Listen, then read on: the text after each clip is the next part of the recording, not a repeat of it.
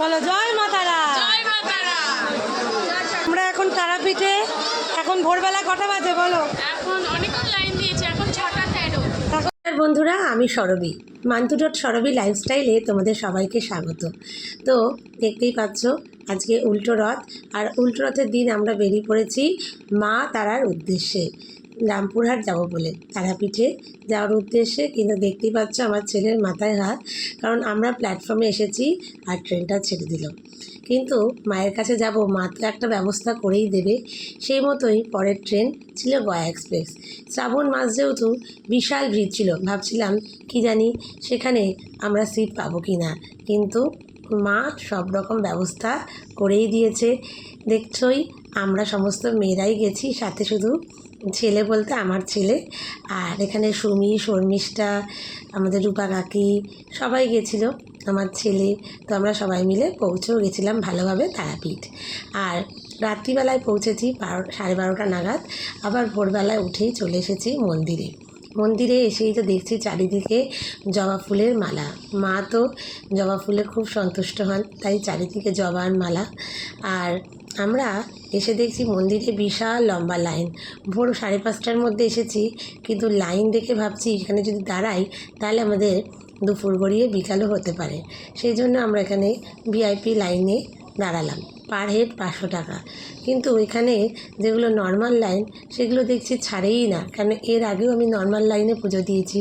সেখানে লাইনে দাঁড়িয়ে থাকলেও ভিআইপি লাইনেই আগে পুজো দেওয়া হয়ে যায়, আর সেদিনই আমরা ফিরে আসব। সেই জন্য আমরা এই লাইনে টাকা কেটেই আর কি 500 টাকা দিয়ে লাইনে দাঁড়িয়ে পুজোটা দিয়েছি। আমরা এখানে কেউই ভিআইপি না, এখানে মাই সব কিছু। সবাই বলো জয় মা তারা। এখানের এই নিয়মটা বন্ধ হোক এবং সবাই যেন লাইনে ভালোভাবে পুজো দিতে পারে। লাইনের পরিষেবাটা যাতে আরও তাড়াতাড়ি করা হয়, মানুষ তাড়াতাড়ি করে সুন্দর করে পুজো দিতে পারে, সেটাও যেন এখানকার প্রশাসন দেখে, কারণ এখানে নর্মাল লাইন ছাড়াই হয় না। তো এখানে লাইনে আমরা সবাই দাঁড়িয়ে পড়েছিলাম। ভিআইপি লাইনেও প্রচুর ভিড় ছিল। তো আমরা এখন সবাই মন্দিরের ভেতর ঢুকে গেছি। তো আমি ওদেরকে আর কি মেরে বলছি 500 টাকা করে দিয়েছিস, একটু হাওয়া খেয়ে নে। তো ওরা সেইটা শুনে খুব হাসছে আর কি। তো সবাই বলো জয় মা তারা।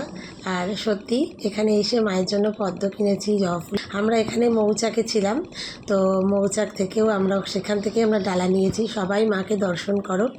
আর সেখানে গিয়ে আমরা মায়ের মন্দিরে পুজো দিয়েছি, সে ভেতরে তো ভিডিও করা যায় না।